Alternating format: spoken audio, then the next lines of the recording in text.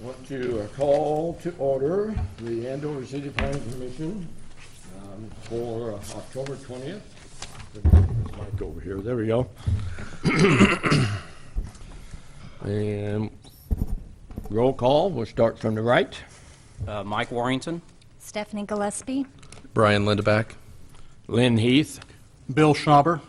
Tyson Bean. And Lee will be here in a few minutes. They said he's running a couple minutes late.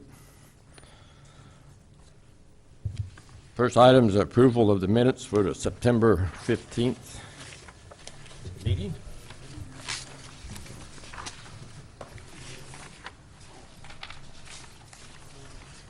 Anybody have any comments? Seems like a long time ago. I does, doesn't it? Yeah, I thought we skipped a month, but we didn't. It was just a long time. I move that we approve the minutes from September 15th. I'll second it. We have a motion and a second to approve the minutes as presented. All in favor say aye. Aye. Aye. Anybody not there? Abstentions? I guess. Okay.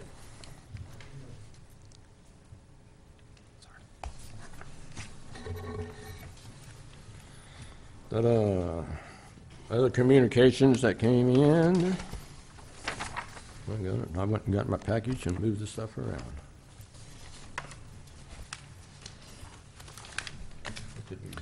It's No, we didn't have online. anything. It's online. That's right, okay. Yep. So we go down to the first item, number 5 is Z 2015-02. It's a public hearing on the proposed amendment to the amended Teradyne Primary General PUD. And this is one that's being sent back to us because of a tie vote at the city council. And it says here they want us to discuss each of the 17 findings and factors and be summarized in the records. So my understanding, visiting with the city attorney, is that if we change anything on these findings, then we'll have to re-vote. So first off, we want to open the first off, let's go through the list. Anybody have to excuse themselves? That's my fault. I asked for more decibel level, I got it. Yes, I think we did. Okay. Lynn, I'll try to speak as loud as I can. How'd that be?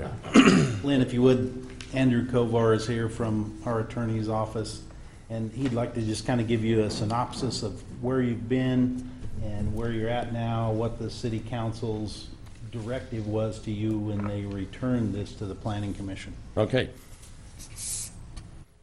Be careful on that button. We got it. Well, like Les said, I just want to remind you that, this came before you at a previous meeting, and you made a recommendation for approval up to the city council. When the city council had it, they moved to send it back to you for reconsideration on the 17 factors. And so that's why it's back here with you now, is for, they didn't make any recommendation on how you ought to find today or whether you change anything at all. But that's the procedural posture that you're in, is to reconsider the 17 factors, and if you want to change anything, then your opportunity is to do so, and either make a recommendation back to the city council with change factors, or to do nothing, in which case the city council will consider the recommendation to be the same as it was the last time you considered it. Okay. Well, I'm going to open a public hearing here in just a minute, and I want to have people just bring up new items. We've already heard a number of people last 2 months ago, and so we don't need to spend very much time rehashing the old stuff, but if you have new information, we'd like to have it brought up. And the speakers must walk over here to the podium and give us their name and address and speak their mind. I think I'll get a piece of paper.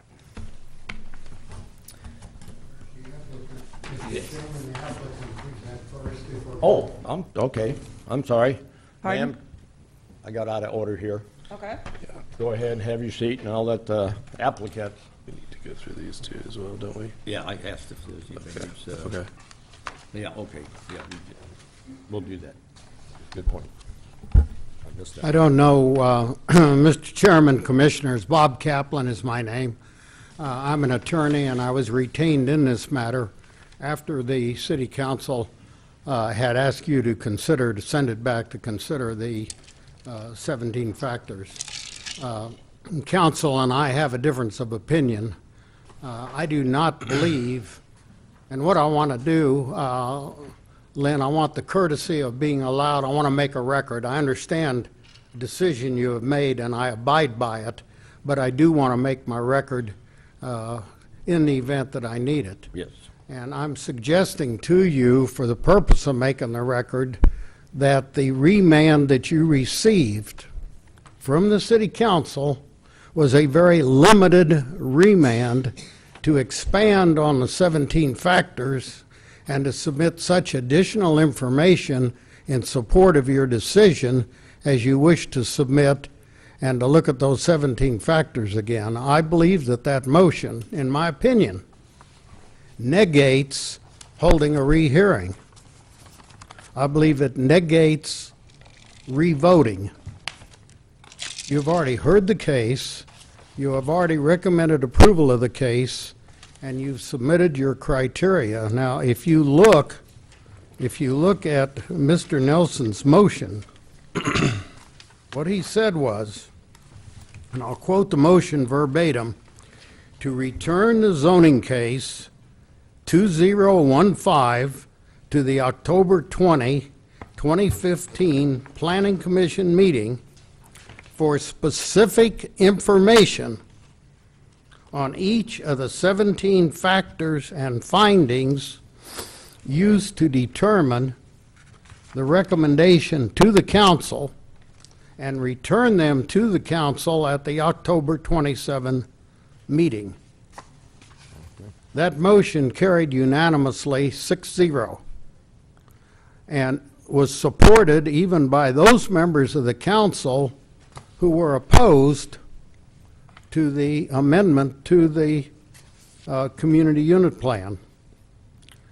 There was nothing said in the council at all, not a word, about rehearing anything or about revoting on anything, just considering the factors. So, for the record, I want the Planning Commission to know, and I need the record, and the only way I can make the record is by doing what I'm doing. I do not believe that you are correct in rehearing the matter if that is what the chair announced. I couldn't hear Lynn really well, but if that's what the chair announced, then you're going to have a full rehearing. I did not come prepared to do that, but if that's where we're going, what I will do is I will review with you those factors, because there is absolutely not one reason, not one legal reason, one iota of reason that's legal as to why this application should not be approved. Not one. And there's not one of those 17 factors that support a recommendation for denial of this. First of all, you should put great weight in your professional staff. You have a staff member who is knowledgeable and experienced in land use, who lets his voice be heard and makes recommendation.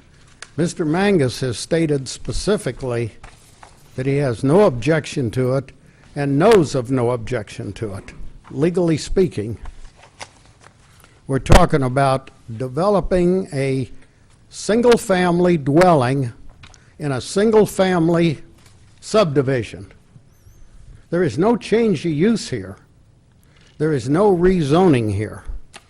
For that reason, many of the factors, as we go through them, many of these factors are not applicable because those of you that have been on the board, like Chairman Heath for a number of years, and I sat up there with him for 10 or 12 years, I think, for a long, long time. I sat on this planning commission. And what you have is factors that in many instances in this case are not applicable simply because it is not a zoning case. We're not asking for a change of zoning. We're not wanting to increase the density. The site is zoned single-family residential. We want to add 2 single-family residential homes to a subdivision that already contains more than 100 dwelling units, single-family homes. All I'm saying to you is that I think that when you weigh the factors, and if you're reconsidering this and you weigh those factors, that you have to give appropriate weight to the recommendation of your professional staff advisor, because that's why he's here and that's what he does, and he's knowledgeable in land use and knowledgeable in the land use law. Now, there are a few things that I would like to share with you if you're going to rehear it. I think your task tonight is simply to review those 17 factors and to add or detract or to submit such evidence or such comments on those 17 factors as you think might enhance the decision you made. And that's why it came back to you. And that's what I was asked to review. That's why I came into it. I was retained to review that and assist and advise. Now, at that time, ladies and gentlemen, an October 5th date was set for the submission of additional material. I submitted. I don't know if you have it in your packet, but I did submit through Mr. Mangus, which is the appropriate way for me to submit. I don't come directly to the Planning Commission and should not. And I'm sure that it's in your packet. Mr. Mangus made it available. To my knowledge, in checking back with the office here, nothing else was submitted. So there's been no additional evidence or no new evidence submitted beyond that which you already have. Now, for starters, and I'll try to hurry this along. I wasn't really prepared to do this, but I'll try to hurry it along. For starters, you have to keep in mind that all adjacent zoning, and all existing use is all single family. So those factors which say what's the character of the neighborhood, factors 1 and 2, what are the adjacent uses, those factors have already been answered by you when you say to the north is single family, to the east is single family, to the west is single family, to the south is single family. You don't need to deal with factors 1 and 2 about what the character of the neighborhood or what the nature of the neighborhood is. Single family. And we're very comfortable with that. We're not suggesting there's any change. Those factors are material, folks. When somebody comes in and wants a higher density zoning, wants an office building, for instance, or wants a retail, or wants something other than single, wants to go to a neighborhood office or wants to go to a retail, somebody coming in and say, hey, I got a contract with Quick Trip, can I put it there? Now there you got the character of the neighborhood. Then it's very, very important because a Quick Trip is not compatible and should not be approved and wouldn't be. But here you're talking about 2 more fine quality homes to go along with all the other fine quality homes that are already in the addition. So there is no change. So those first two factors, I think you've already answered. You have to keep in mind factor 3, the length of time the property has been vacant. You know how long this property has been vacant? been vacant since God made the world. It's never been improved. I'm not trying to be funny, and I'm not trying to be cute. I'm trying to be very, very serious. That's a very relevant factor. It has never been developed, ever. Why is that important? That's important because an owner, you or I or anyone else in this community that owns real property, has an absolute right to develop that property and to try to earn a return from the development of property they own. Now, is that without restriction? Of course not. Of course not. There obviously are restrictions on it, and there's zoning laws and there's regulations, and the neighborhood has a right to be heard. There are restrictions on it. But you start with the premise, you start here with the premise that the owner has the absolute right to develop that property and to develop it to its highest and best use. Lay people call it highest and best. We call it the most economic, advantageous use, but highest and best. That which is going to provide the greatest return that is suitable or compatible with the site on which it's being developed. In this case, those are single-family homes, obviously. But he's got a right to develop. Are there other factors and restrictions? Yeah, and you've got those 17 factors. But the factor how long it's been vacant is a relevant factor because he's never been able to develop. Factor 4 is non-applicable. Is it to correct an error? You've answered that, commissioners. You've said no. You can't say anything more than that. That answers the question. Mr. Nelson and the city council can't expect any expansion on a yes or no question. The answer here is no. You correctly answered it. That's the end of it. Number 5, changes in the area. Changes in the area, again, would be relevant if a developer or the applicant in this case were attempting to introduce a new and higher density use.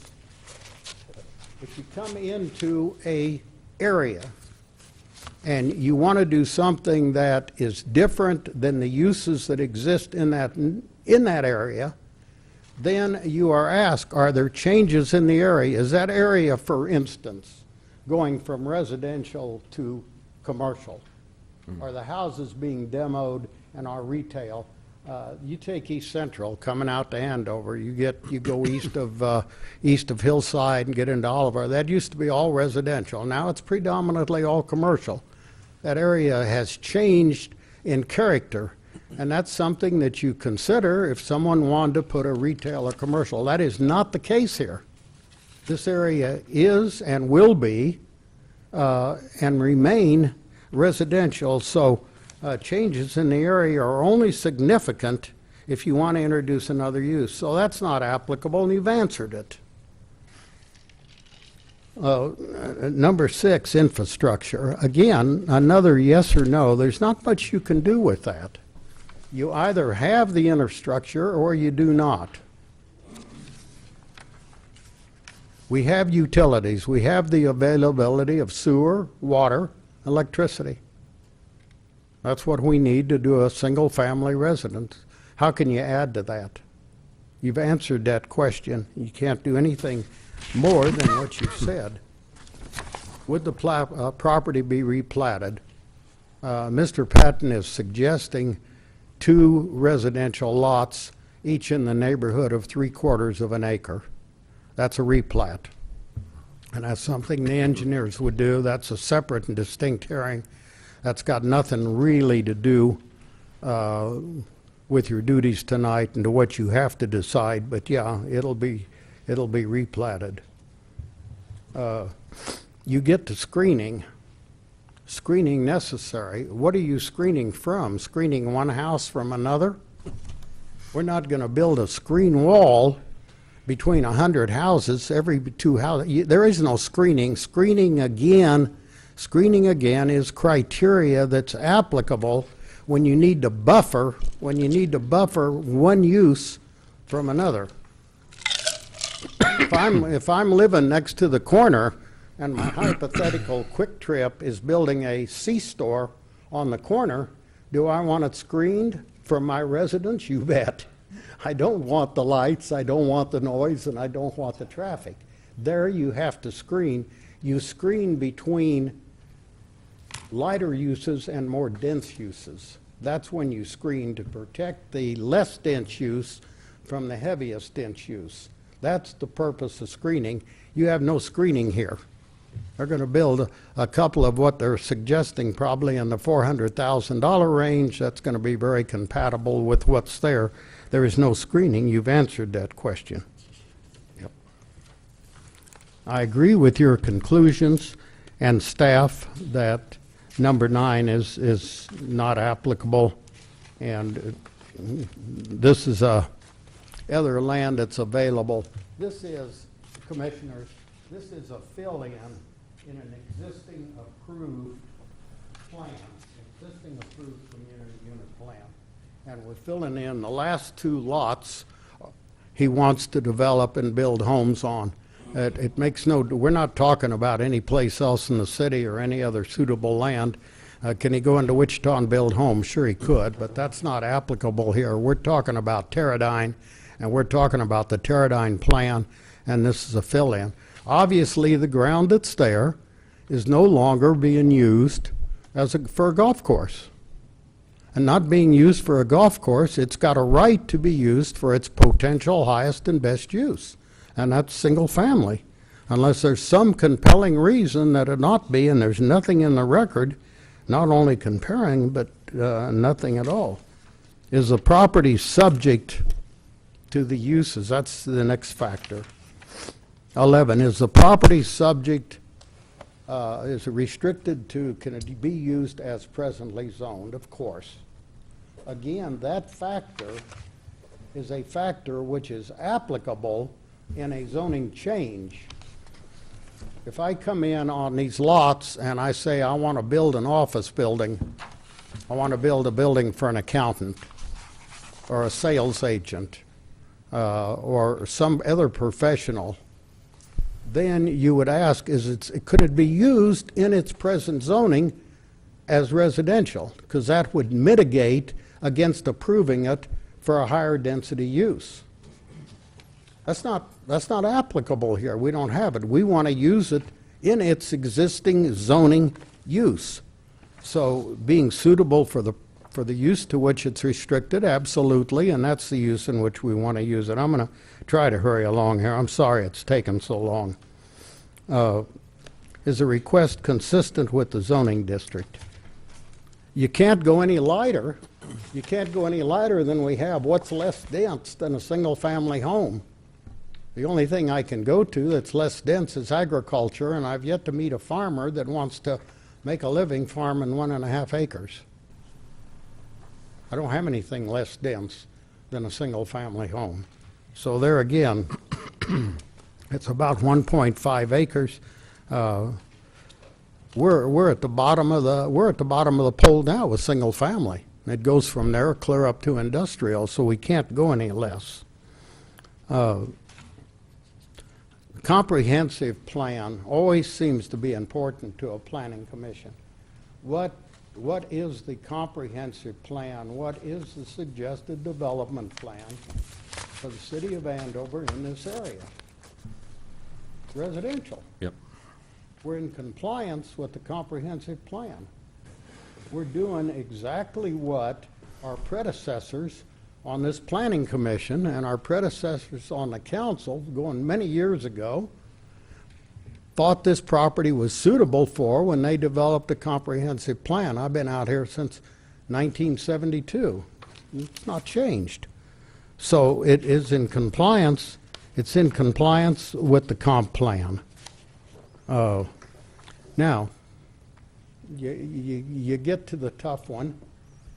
Opposition or support of neighboring persons. One factor, you have both.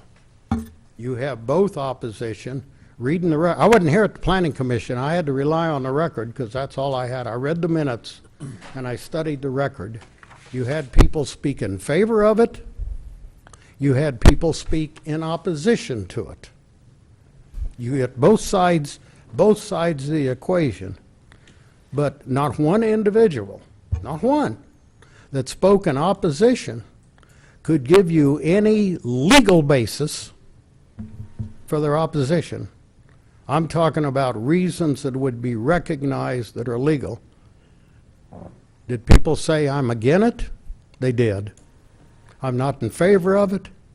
But on what legal basis is anybody saying that a residential home on a residential lot, already zoned residential, is not compatible or somehow is an impairment to the neighborhood? In what legal way is it an impairment? Does it hurt anybody else's market value? In fact, if Mr. Patton does what he said he's going to do, and he raises the value of these homes and these lots which have increased value, he's going to be enhancing the neighborhood, not impairing it, because the values are going to go up, not down. So there's just simply no legal basis. I respect the right of these people to come up here and say they don't like it, and for whatever reason. And you should hear them. You should hear them. But they've got to provide, if they want to prevail, they've got to provide something that the law recognizes. Besides, oh gee, I want to look at a golf course, I don't want to look at a home. What's the developer's rights? What you can do in a zoning case, if you're an opponent, now I represent opponents, I represent applicants, I'm on all sides of the issue.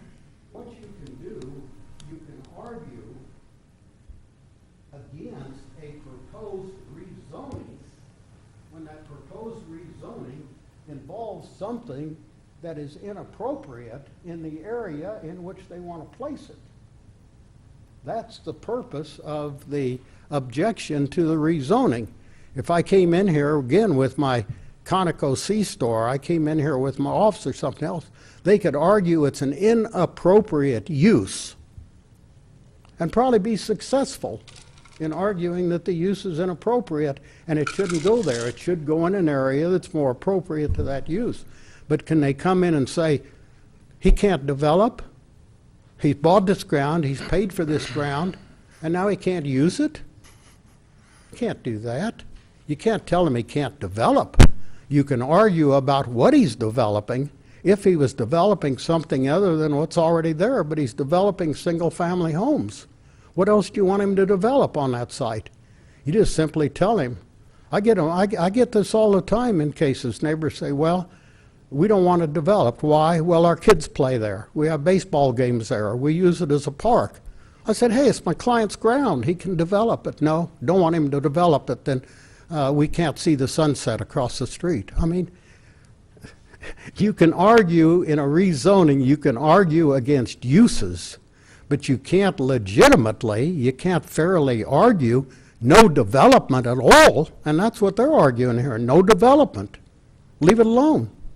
Can't do anything with it. It's just going to continue to sit there and grow brome grass or weeds or whatever's there. You can't, that makes no sense whatsoever to an owner, and that's absolutely not the law. So,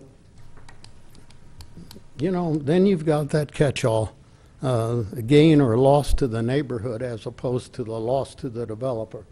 The loss to the developer is absolutely clear. He would be losing the sale of two very valuable properties. That's obvious on its face. What's the loss to the neighborhood? Are their houses going to be worth less money because he builds too expensive homes? How are their houses going to be affected?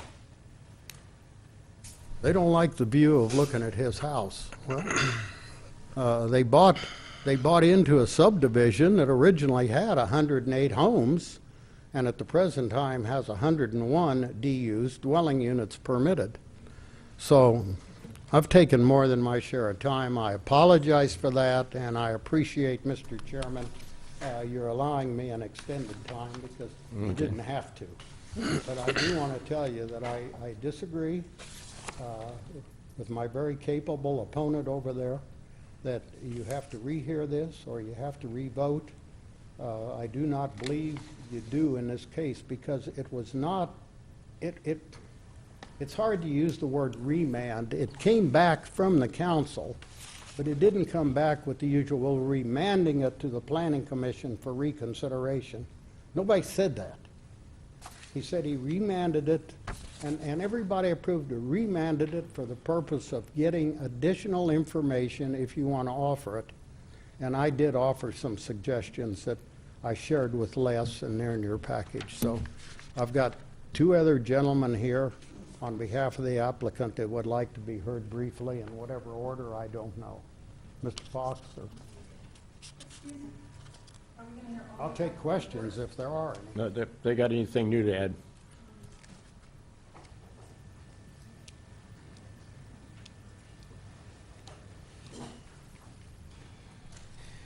Good evening, Mr. Chairman, council members.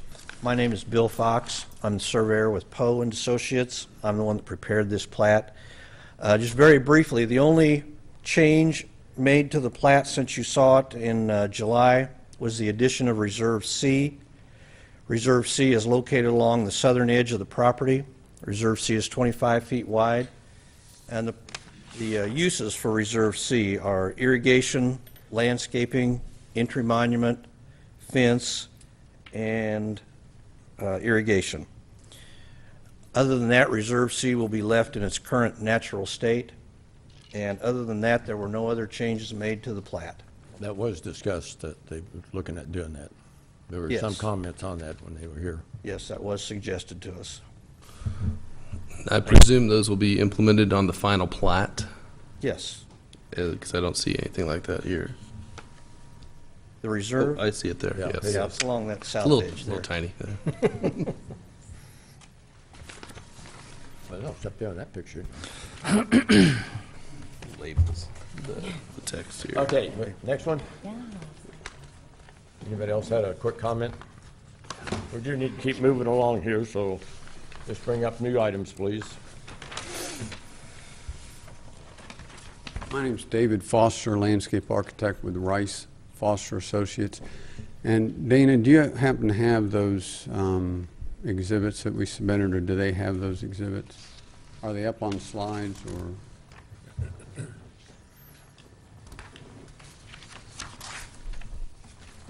This is just an aerial view showing you the site, and we were asked to look at the entry monument, concerns for that, as well as potential for entry onto these lots. And you can see on this plan here where the existing entry monument is located to the southeast portion there, and then a potential single entry drive there. But it also exhibits the two properties to the east that are outside the PUD there. If you go to the next slide, please. This is the entry. There are a couple junipers existing there right now on either side of the Pterodyne monument itself. Those junipers would need to come out, and just to complete the fencing that's there for just, you know, the reality of a new home being developed there. And as Mr. Fox mentioned, and I'm very pleased that they're doing this 25-foot reserve in there for retaining landscape. And as these lots are developed, that's another sensitive issue that ought to be studied as to use of native materials to continue that look. Next slide, please. And as some of you are aware, there's some existing utility boxes there.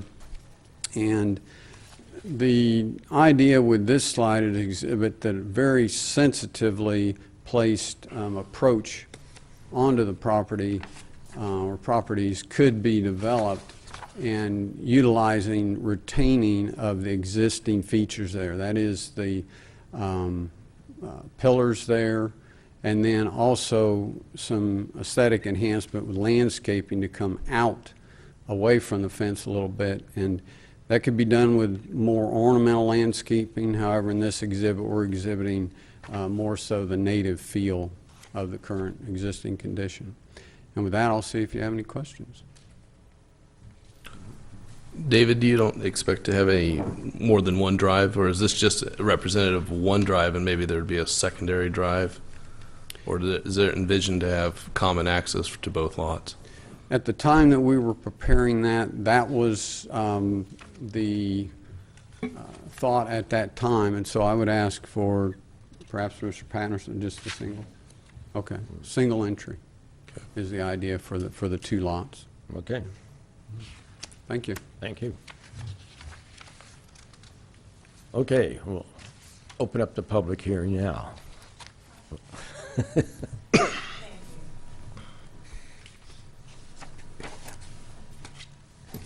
My name is Joanne Barclay. I live at 1117 Teradyne Court. We have lived there, it'll be 22 years in November. I would first like to ask if the members of the Planning Commission have received the petition against the new development with 106 signatures. I was reassured 3 times by the City Council staff that it would be in your packets. Is it in your packets? I specifically called 3 times, and I called again today. They said they'd taken care of it and put it in your packets. And the City Council said you would receive that as part of the packet sent to you for the reconsideration from them. I do have a copy of it, How many signatures were on it? 106, Okay. right here. But I'm disappointed that it's not in your packets because it was supposed to be. I also would understand the constriction of the time that we were supposed to only talk about new information, so I'll try to keep it brief. The 17 findings and factors. Number 1, when we're talking about what are the existing uses and character and condition of the property and the surrounding neighborhood.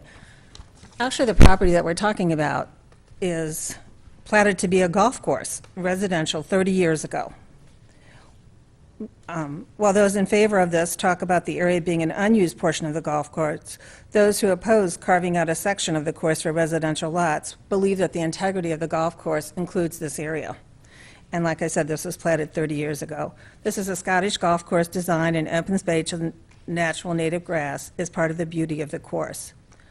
Obviously, aesthetics of golf course design will include natural elements.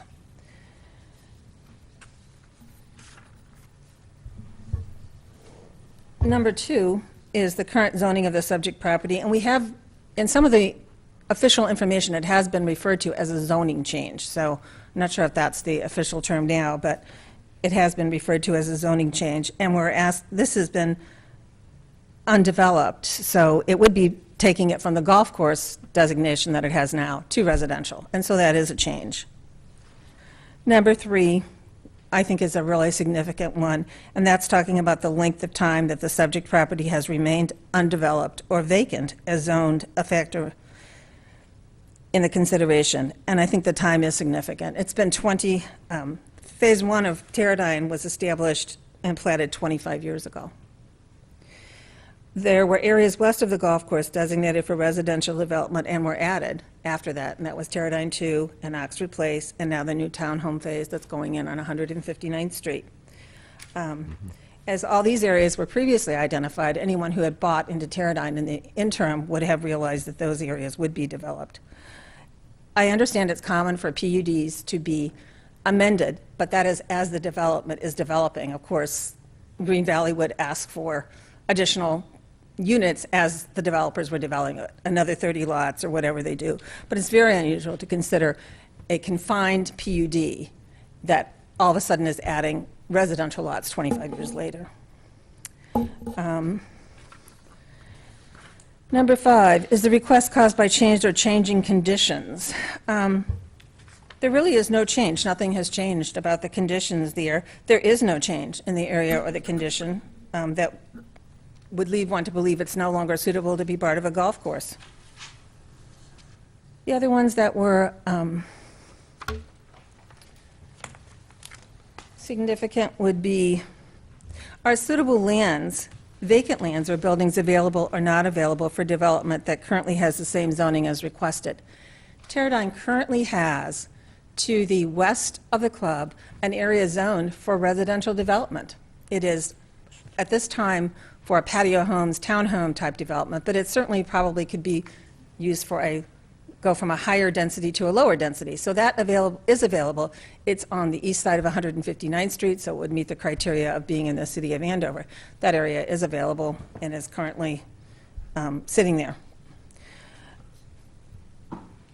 Number 9, that would be that one. Number 14 is the request in conformance with the comprehensive plan, and does it further enhance the implementation of the plan? Housing certainly fits into that plan, but so does open space. And all development that's been taking place in Andover, we've encouraged, and I think the city has encouraged builders to maintain open space, to have beautiful entrances, open, and to maintain some open and green space. And I think that's consistent with their development all over the state and all over the country. What is the nature or support of the opposition to the request? I and others were unaware of the requirements to submit a valid protest petition at the time, but myself and other people did walk our neighborhood, gave out information packets, and also requested that people sign our petition. The petition is very, very simple, so I think everybody knew what they were signing. We do not support the creation of 2 additional lots in Parcel 1 Teradyne Planned Unit Development. I wanted to keep it really brief so everybody can understand it. And we easily got 106 signatures. It's not only in the planned unit development of Teradyne that we obtained these signatures, but clearly the houses closest to us on parallel, because they're directly affected by this. We have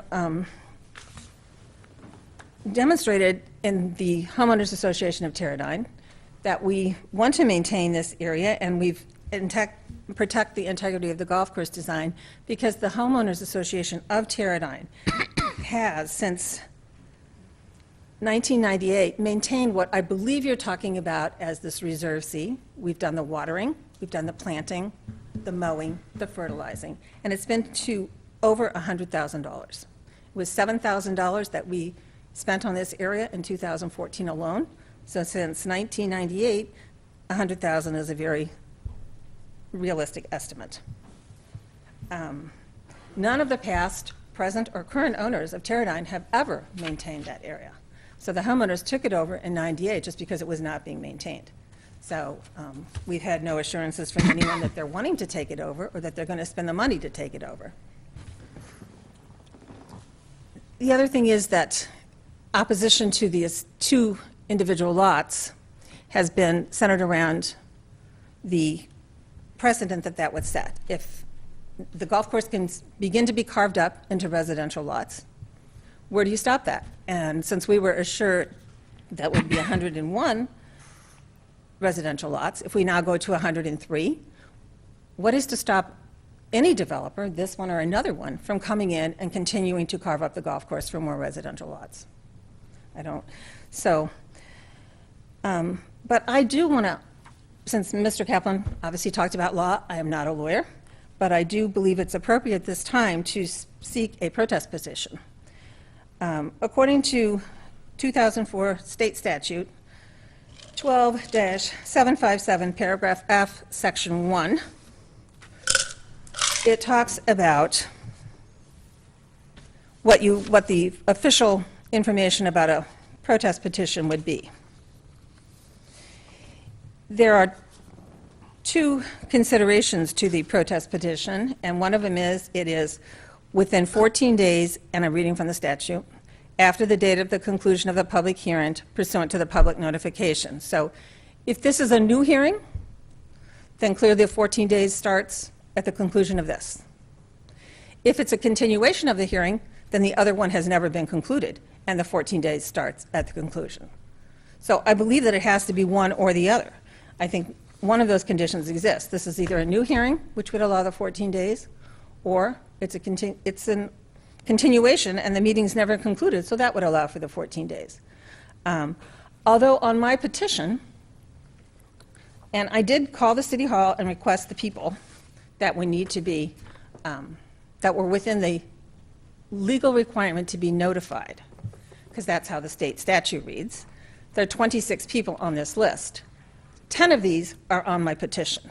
So when it talks about needing 20%, 10 is way more than 20% of 26, and they also listed Seacrest LLC as one of the people on the list, but as the state law states, when you are the petitioner, you cannot be on the list of, that you don't count among the people that you have to gain signatures from.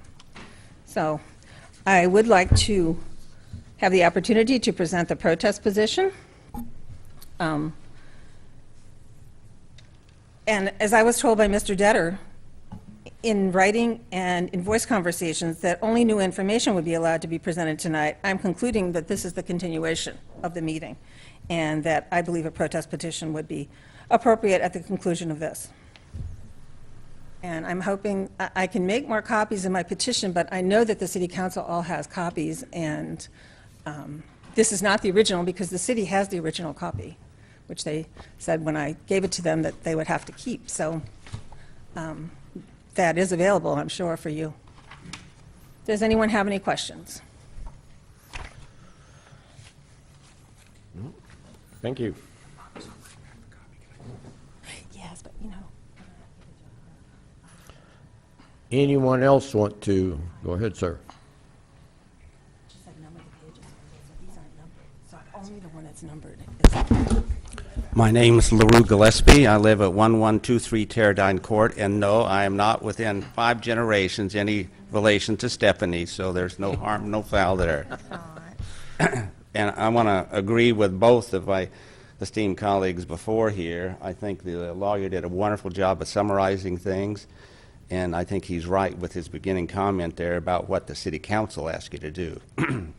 That's what I heard, and I would have said the same thing. It may hurt my position because I'm against that, but I think he's right on with what the city council asked instead of what then he said the response was supposed to be there.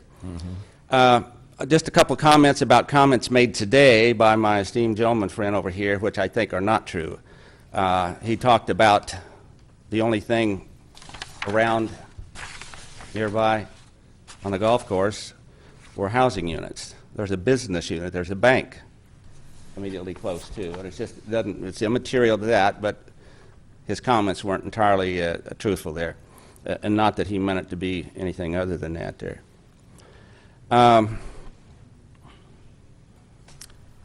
He makes a lot of excellent points there, and there's no other use other than agriculture, and that is an error also. The community has a number of common areas which would have been part of the golf course but didn't fit within there.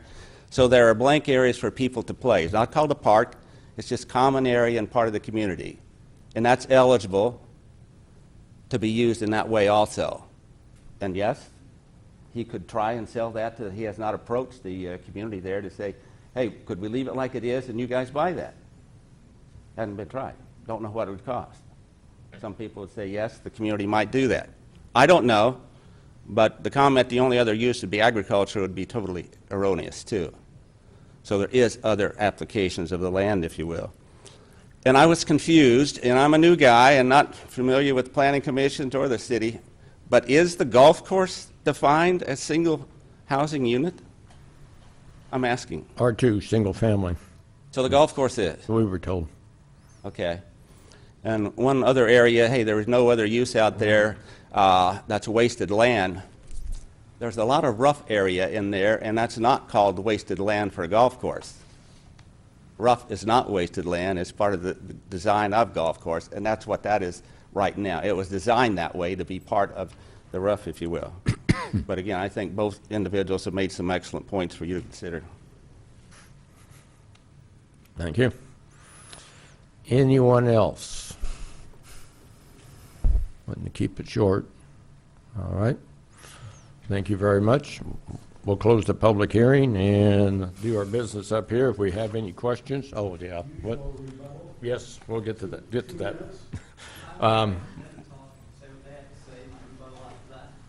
Yeah, normally the presenter gets to. We'll close the public hearing. If we do need some questions, we'll open it. We'll open you up for. We'll ask you for a comment. So we may still call upon you. Go ahead, Bob. Very, very quick rebuttal, Mr. Chairman and Commissioners. I didn't hear Mrs. Barkley, a lot of what she said, so I can't comment on but I can tell you that there is no change. When you're talking about a change, or you're talking about a use, in response to the comments you last heard, you're talking about something which is, produces a financial benefit. You're not talking, you can't sell a common area. I can't come to you, Commissioner, and say, hey, would you like to buy my common area? It's for sale for only $200,000. When you're talking about a use, you're talking about something that means a return to a developer. And in this case, you don't have any other use that has a financial return other than the single-family dwelling. So to say that it's part of the golf course and it's a change of use to go to a home, it's not. Every developer has the right. Here's your principles. Here's your principles. Developer has a right to develop his ground. No question about it. Nobody's going to disagree with me on that. Every developer has the right to develop his ground to its most advantageous financial use. Lay people call it highest and best. Same thing. You've got that absolute right.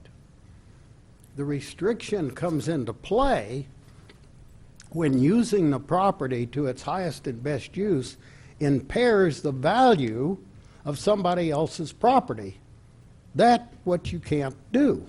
And that's why you have that factor about, does the loss to the developer outweigh any impairment to the neighborhood? And you've already answered that. You've said, yeah, if it's not granted, it's going to. So you can't just react, either just my words or neighbors' words. You have to look at the principles by which you're bound. Understand that none of us have degrees in land use. I didn't go to land use school either, but I've done it for an awful long time. And those are the principles upon which you're bound. So when we're talking about use, we're talking about zoning uses, which you find in the zoning book. You show me in the zoning book where you can zone a property for a common area. You can't. There is no such use. Common areas come into play when you do subdivisions and you allow for pocket parks and other things, but it is not an official zoning use because it produces no income. It produces no advantage to the developer except perhaps being an amenity to the subdivision. And we don't need an amenity to the golf course. It's not being used for golf course use. That's the whole point. What are we going to do with it if we don't need it? Not develop it at all? That's not fair. Thank you. Okay. Ladies and gentlemen, I got a work cut out for us here. On these other residential areas that have common areas, are those common areas deeded to the city, or are they still?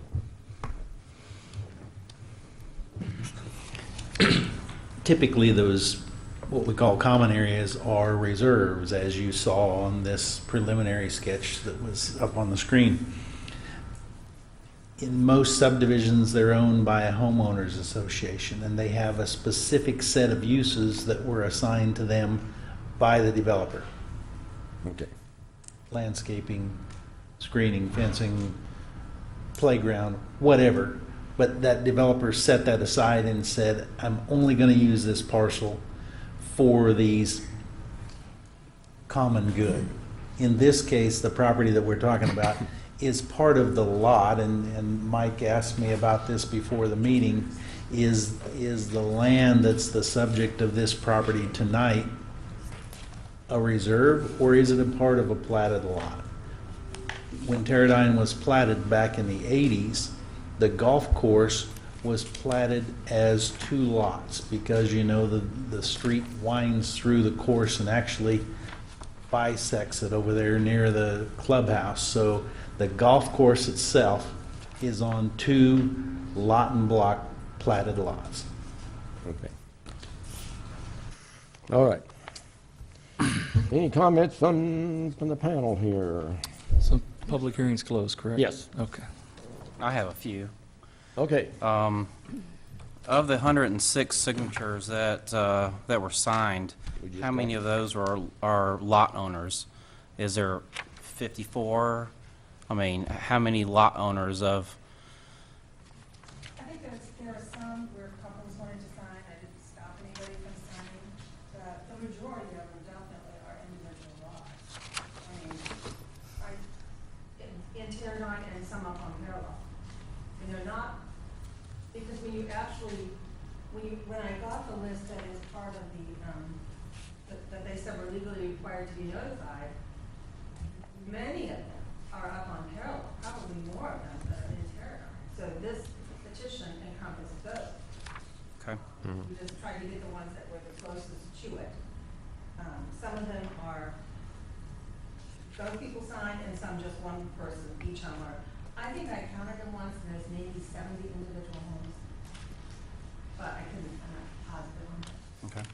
Thank you. I'm sure it's the majority. I recognize a lot of names. Mr. Commissioner, the specific petition that she's referring to was filed with the city on August 25th, if I'm remembering my dates correct, which was after the 15-day limit or submission period after the last public hearing and consideration by the commission.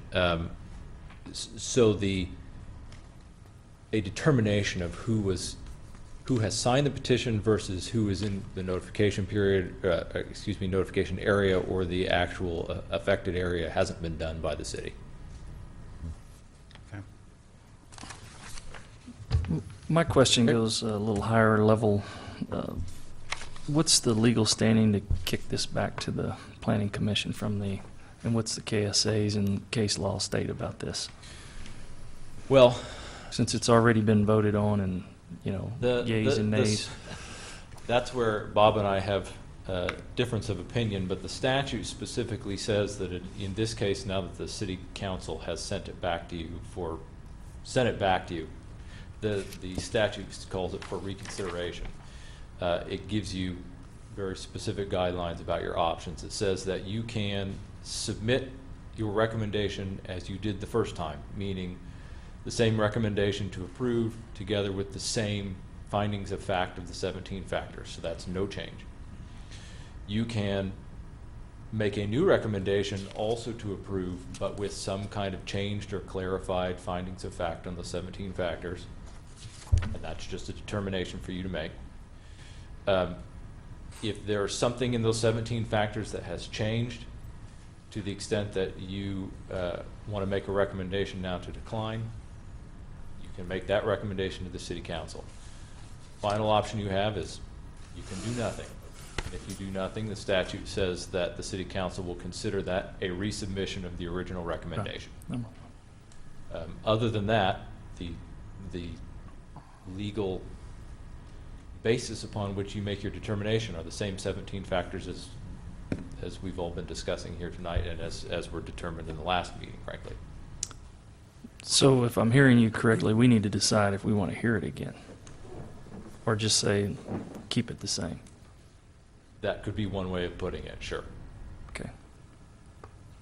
We can sit here and discuss it and figure out that we don't want to change anything, and this goes back as we submitted it the first time. Well, we had 2 negative votes the first time, and one of the members has now been, term is up. So we have new members on the board. True. How does that factor in with the statutes? Does it matter? It doesn't Immaterial? make any difference. Okay. Lee, I could probably expand on that a little bit. Those members who weren't at the first hearing can either take the route that they choose not to vote on it, or they can tell us that they have educated themselves. They've reviewed the minutes. They've probably seen the television recording. They've got the city council minutes, and that's called rehabilitation. They've rehabilitated themselves to a point where they feel like they have the information to vote if they choose. Okay. And just one more question, Mr. Chairman. The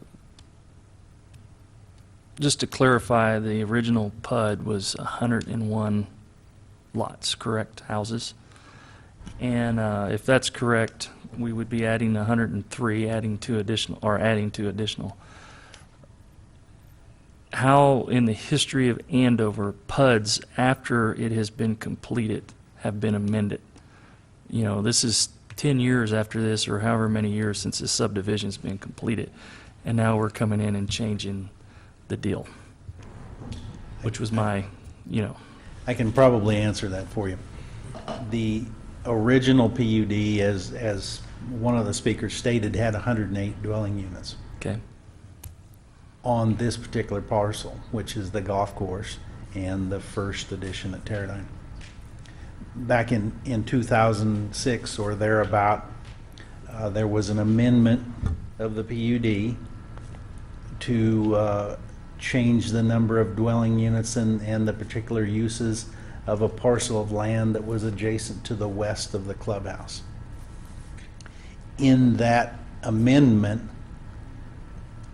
the uses of that parcel were changed, and it created some new sub-parcels of that original golf course and original 101 houses.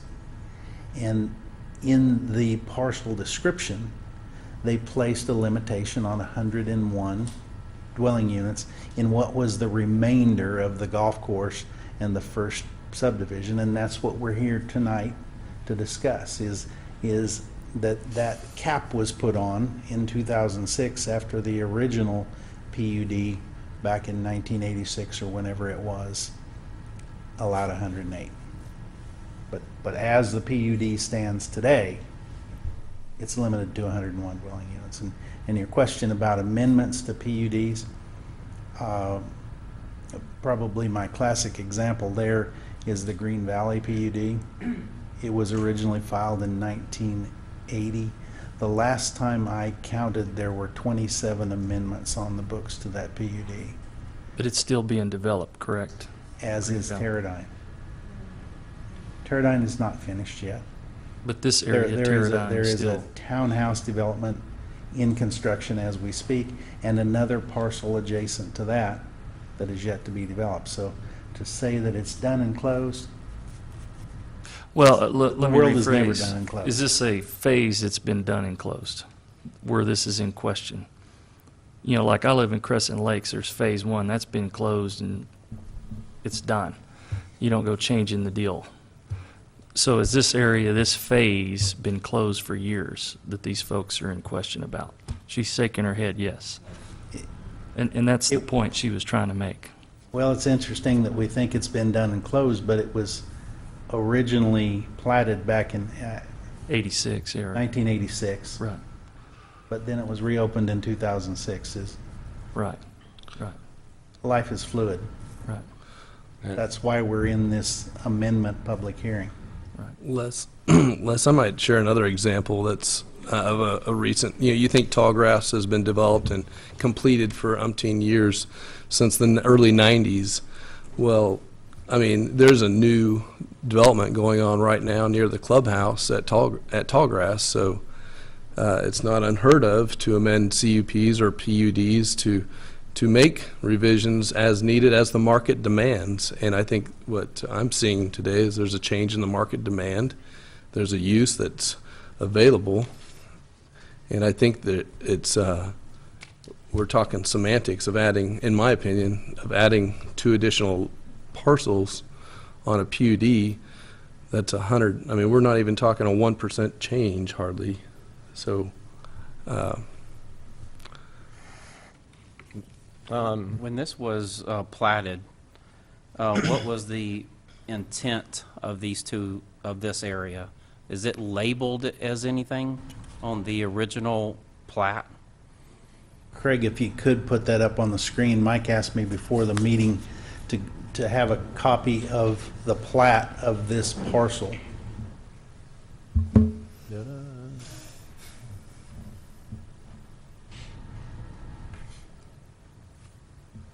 Not that one.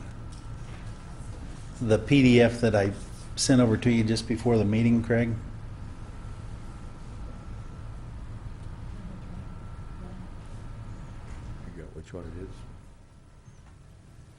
There you go. And remember that this is a really large PUD, so the whole plan was submitted on 5 separate sheets. This is the first sheet. And in the lower center of the sheet, you see Central Avenue and Glendevon Street. And that Lot 1, Block M, that's the strip right up the center, that's the golf course. Like I explained before, it's a lot and block, it's not a reserve. It was given a lot and block number.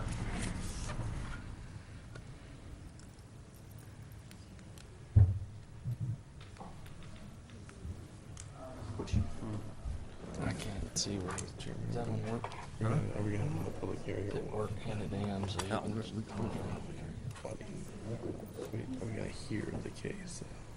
That's a good question. We're trying to appease people. Didn't follow the same thing we did last time. Is that what you're getting at? Yeah, I mean, How long are we going to say we're going to do this? exactly. Okay. Yep.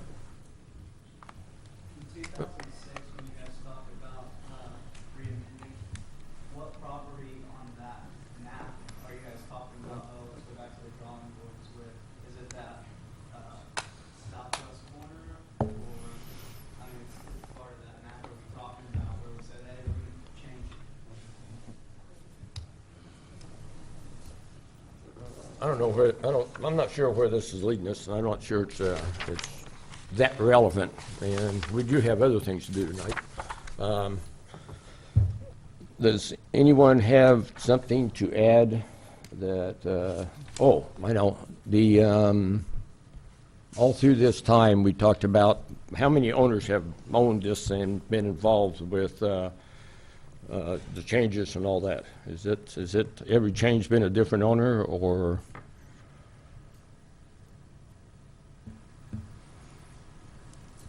I might have a, Good question, Lynn. To my recollection, there have been 4 or 5 owners of the golf course and the clubhouse and the vacant lands. okay. So there's been, probably the last 2 owners, there's been no change up until now, or at least the last 1 owner anyway, huh? I mean, other than adding in those other partials that you're talking about, the multifamily or is that duplexes they had over there? Is that the only change that's been gone on since then? Or do you remember? That 2006 amendment is the only amendment that I recall in the recent past. What I'm trying to bring up is the current owner and even owner before bought this land and has all these requirements placed on him, and the time does change, and you got update things with what's going on. So that's what I'm looking at is the current owner had nothing to do with the PUD that he is stuck with right now. And so, I would hate to buy something and be stuck with what somebody decided 20 years earlier. So anyway, anybody else have any comments that we want to bring up before we after this, we got to decide whether we want to change any of those 17 items, and if we do change, according to our legal advice, we have to re-vote. If we don't change any of those 17 items, we can send it back up as is and with no changes, and that we still support what we did before. That's the way I understand it. That's right. Okay, thank you. Anybody else have any comments?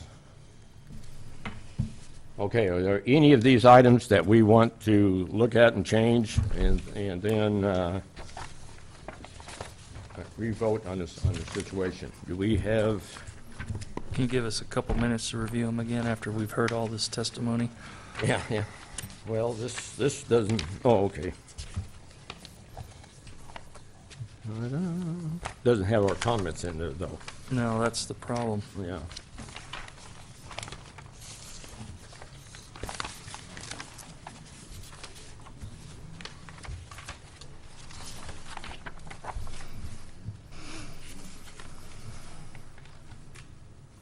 Yeah, we should have had the copy up the minutes for that meeting.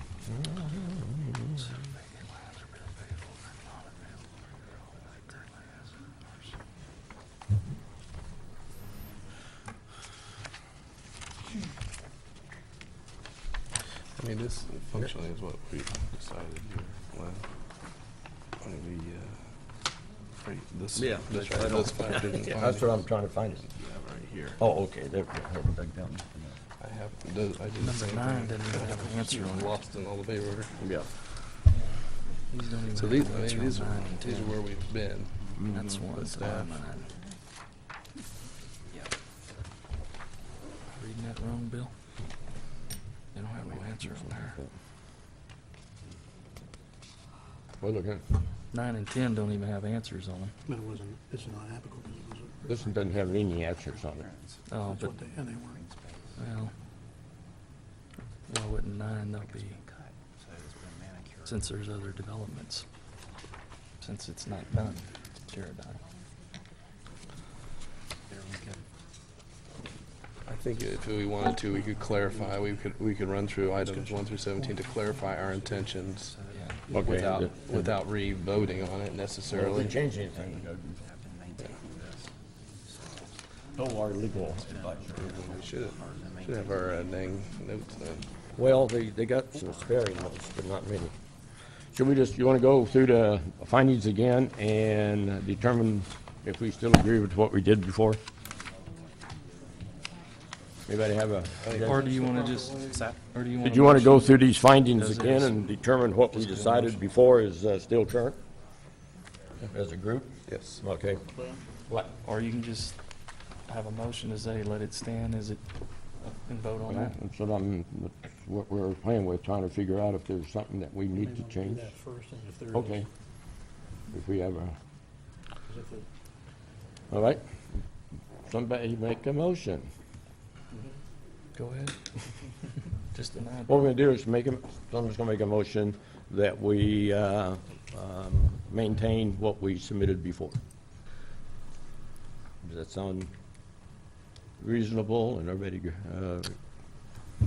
I think that sounds good, but I do have concern that, the whole reason the council sent it back to us is they wanted our specific opinion. well, I agree. So I think if we articulated ourselves enough that I don't think we're necessarily going to be changing what our decisions were, maybe not, but I think that at least we could articulate more clearly what our thought process was. The findings were the Yeah. first. And Or I new think findings. if we did that, That's what I I was alluding to. suspect there's more bounds at council to at least hear the case if we've Yeah. provided them more information, is that, or All right. additional?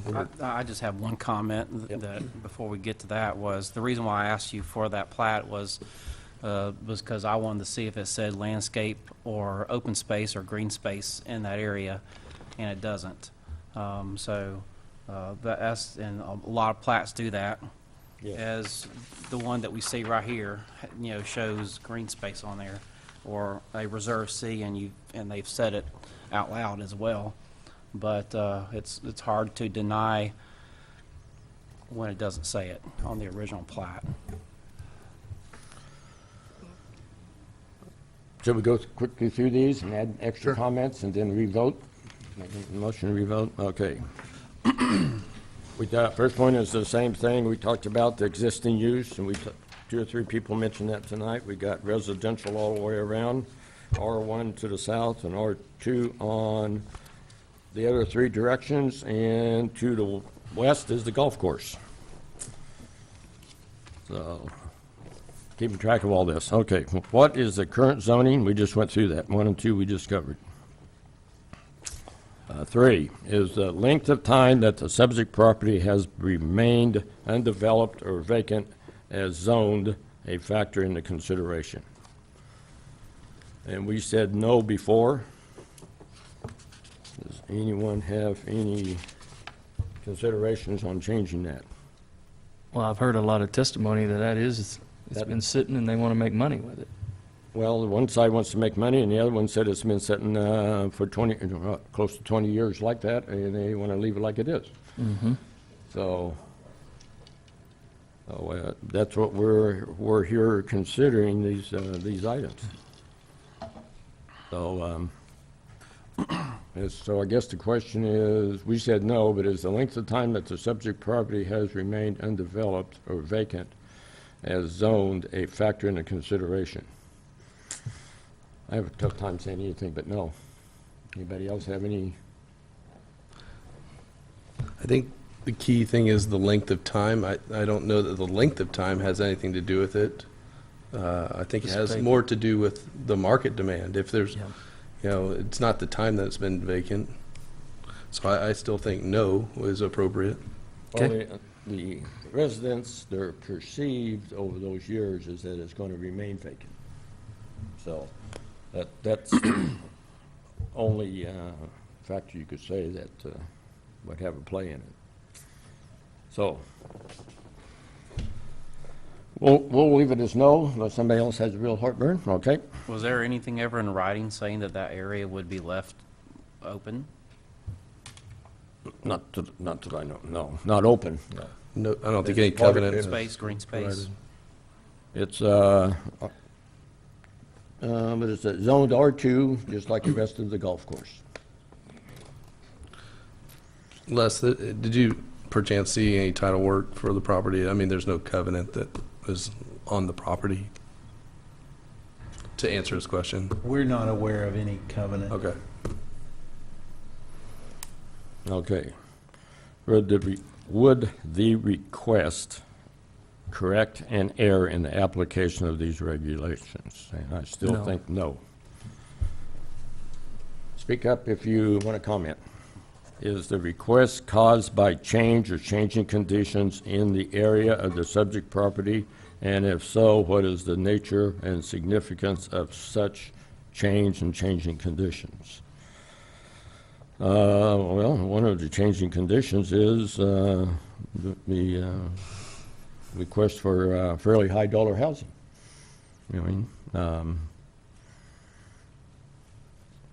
400,000 is right up there. So you're saying a yes? I'm saying, I mean, if that's, that would be one consideration I have, is that it's yes, and it's the. Based on market demand. It's the market demand and. Surplus land, essentially, or it's not Available part, land. that portion of the golf course is not part of the play of the course, I would say. It's on the peripheral. Utilized. So we could say, change that to yes and say because of the demand for high-priced housing, or the more sophisticated way of saying high-priced. All right. Yes. Thank you, yes. 6, adequate sewer and water and all that kind of good stuff in the streets. We've all said yes, and that hasn't changed, and it's still there. 7, would subject property need to be platted or replatted? Yes. Platted in the future or when everything gets approved, if and when everything gets approved. No change there. Would the screening plan be necessary for the existing? And as we talked in a meeting here, no, because it's not commercial property. It's all R2 residential, so there's no requirement for screening. Aren't they providing the screening by Reserve C? That's already there. It's not so much a screening, it's a fence, but it's, if they stay with the same type of Yeah. fence, it's, The Reserve C is new. Yeah, and It's more of yeah, a courtesy. but it covers that fence that's already there, is what I'm assuming. Is it inside the fence or is it on both sides of the fence? And who's going to What? maintain that area? It's, it's. What is, you know? I think we're talking about plating issues Yeah, this here. is a plating item, not a zoning item, so I think let's stick to what's Good. in front of us. With the screening, okay, we don't have to have screening. Are suitable vacant lands or buildings available or not available? And we discussed that, and we have a tough time finding two lots on a golf course available, is what they're saying. So that would be, is that the one we're talking about? So can staff put in the minutes specifically that nothing is suitable in comparison to this location in terms of being on a golf course? I think that's what the council was asking for clarification. Well, but that's their hearing, I'm just asking the question. So should staff put that this land is the suitable land available for development? I would say, to me, if there's no other suitable land on a golf course and with this on this type of street that's available. They've got to be able to make their decision, Sherry. Okay? Does anybody have? I don't know of any. Right, so they're changing it to yes on number 9 then. It was NA before. I didn't do that. Okay, yes, yes. Well, are suitable land and buildings available or not available? I would say that should be probably a no, isn't it? No, no, there isn't, because it's has a golf, on a golf course and all that. Correct, if that's your answer. Yes. So you're So saying make it a not no. available? The way it's written. Anybody else got any comments? Okay. If the request is for business or industrial use, or that's NA, is the subject property suitable for the current zoning to which it has been restricted? Well, the zoning stays the same, so for the use that's been restricted, I would say yes. We'll continue with yes. To what extent would removal of the restriction, i.e. the approval of the zoning request, detrimentally affect other property in the neighborhood?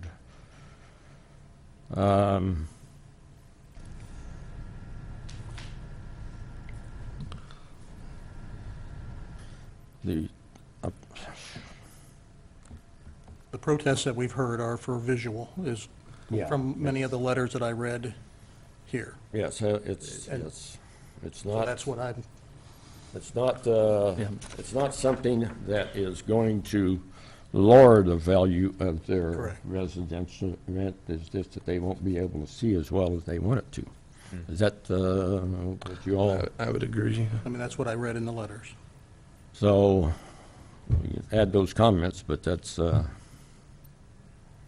yes, it does not, it will not lower the value of the other homes. And then also modifying the PUD from 101 homes to 103. Yes, yeah. I- And the other comment, most PUDs aren't that specific. They'll not tie themselves down to that kind of requirement. Chairman, I think it may actually potentially Yeah. I'd say, improve the value, because conceivably more resources to take care of the course, more resources, more land value to compare against when assessing property. So I think conceivably it could improve as opposed to Yeah, be a detriment. I would tend to agree. Okay, number 13, would the request be consistent with the purpose of the zoning classification and intent and purposes of these regulations? And we all said yes, and I don't see any reason to change that. 14, is the request in compliance with the comprehensive plan, and does it further enhance the implementation of the plan? We get additional residential housing, 2 lots, high-priced, in an area that has high-dollar homes already. What is the nature of the support or opposition to the request? Comment is options excuse me, opposition is due to the obstruction of the view and aesthetics. And I would think that's, there was nobody had a complaint that I know about it lowering the value of the home. It's more of the, they want to be able to look out and not have homes there in their way to look at. I would add that, for the record, that it was 101 houses when the folks bought it, for whatever reason. That was the deal when they bought these houses, and now it's changing to 103. It depends on when they did buy. Exactly, right, It was 108, then it went to 101. right.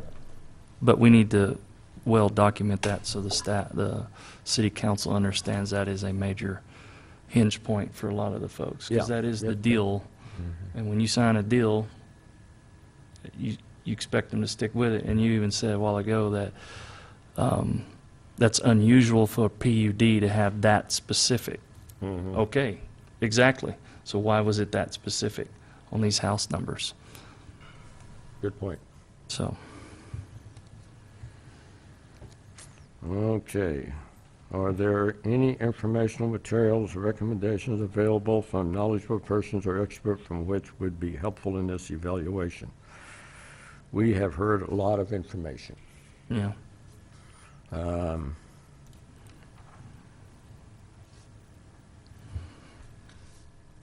can't think.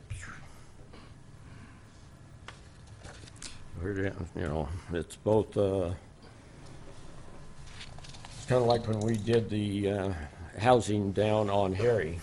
I've mentioned that to some people here. When we did the housing development on the south side of Harry, east Andover Road, the people that lived on the north, that lived in large lots, didn't want to run their view. But the problem was, they didn't own the property. And so, that's, like you brought out, though, there's 101 homes now, they expected that to stay the same, so you could argue that both ways. That's the problem. Yeah.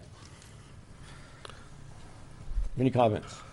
I don't think there's been that much more substantive information than we had the first time that is significantly different than what we heard the first time. Yeah. And I think that's... All right.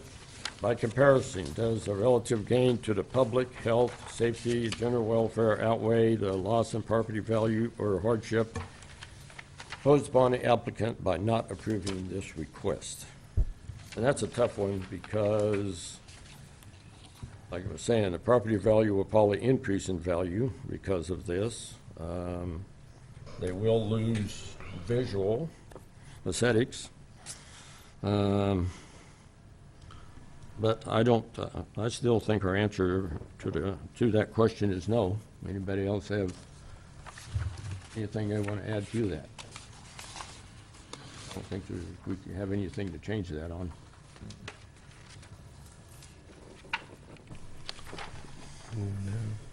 Okay, we have that's the conclusion of that. We have a sample for since we did change some things, I feel we should revote. And we got a sample vote. Yep, sample motions. On the last page, page 4 of our handout for Andover City Planning Commission. If anybody wants to make a motion to that effect. And we need to, on that, we need to list the primary items in these facts and findings to support our motion. And if you would, explain, if you intend to make a motion based on specific findings, please explain those findings. Okay, yeah. Not just reference by numbers, please. Oh, okay, go through and okay. I might need some help, so I didn't mark it. You marked every one of them? You're a gentleman and a scholar. Okay. Go ahead.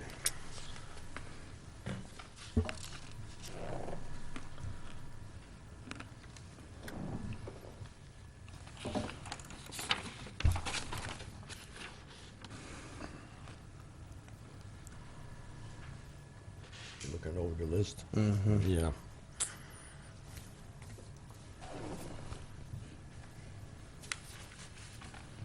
Number 5. It's over.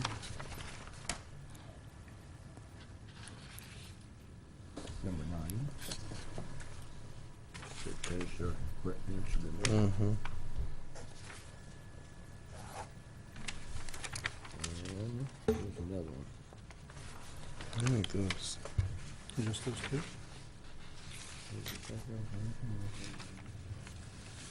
I think that's the number 1 answer right there. Well, is it suitable for its current zone, not for, that's keep it as it is. I mean, that's the way I read it. So I wouldn't support the housing. See what I mean? Okay. I think those are the 3. And we'll talk about each one of those separately.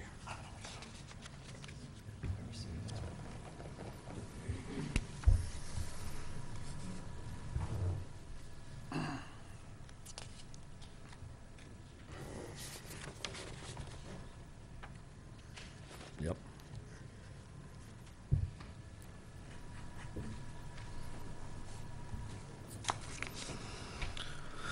Okay.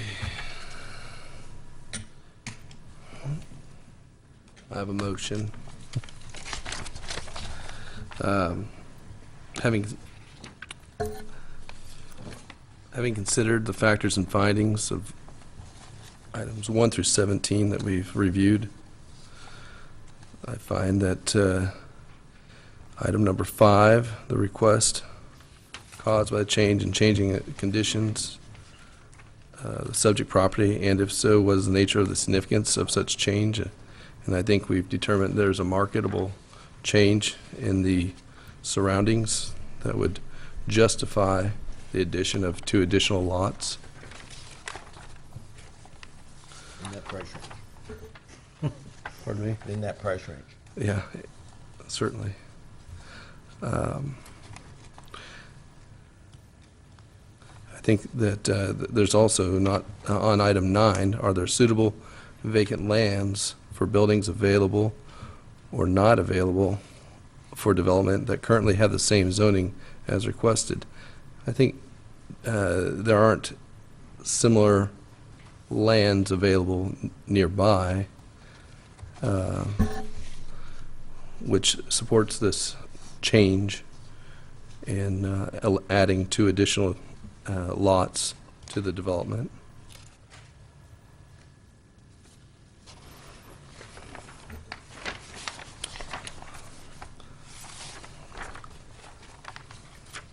I think that on number 14, the request is in conformance with the comprehensive plan and does further enhance the implementation of the plan. And that plan has been thought through and over time, and I think this adding additional lots in this specific area would be beneficial in conformance to that plan.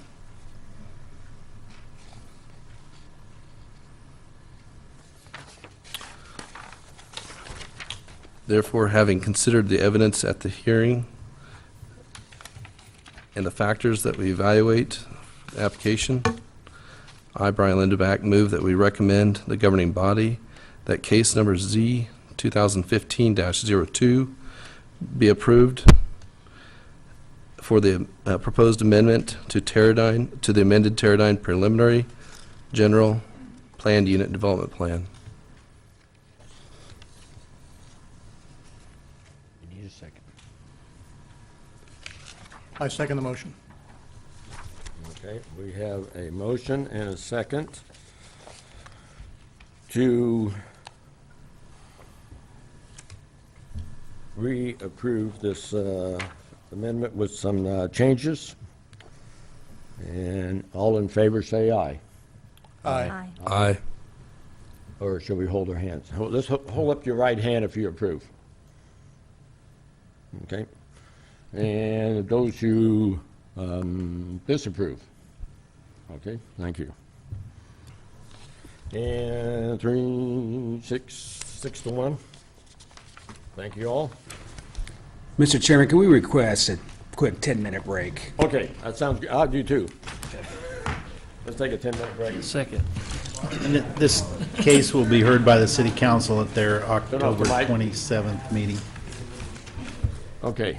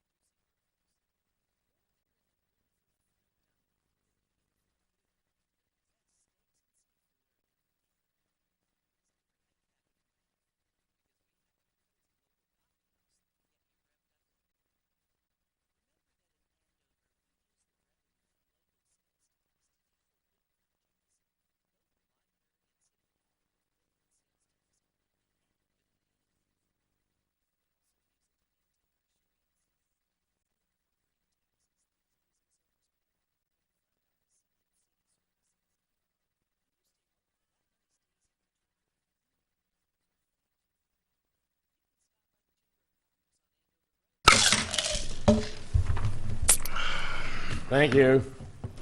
Let's call the meeting back to order, or not, well, not necessarily back to order, we just kind of had a recess here, so back from our recess. Our next item, let me find it.